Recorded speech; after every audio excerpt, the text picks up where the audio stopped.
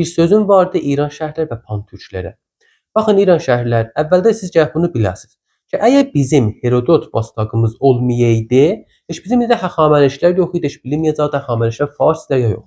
Pəs tənha mənbə ki, Həxamənişlərə görə varımızdır, Herodot bastağıdır.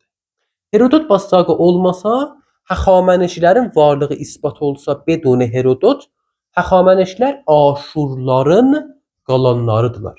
Aşurlardan gələnlərdilər. Və در واقع indi Herodot olmasaydı, farslar özlərini Aşurlardan biləcəkdilər. Bu bir. Və amma Pantürklər. Baxın, bu cür dərk ilə həlləmələrinə görə müxalifətçilik eləyək. Nəm deyək, Kuroş, Həxamənişlər filan bəhmən bunlar yalandılar. Əvvəldə gərək siz qulaq asasınız İran şəhərlərə. Görəsiz nə deyirlər və əgər bir sözü qeyri-elmi oldu və ya təhrif haləti oldu, onda ona müxalifətçilik eləyəsiniz. Və indi bizim bir dənə bastağımız vardı Herodot adında.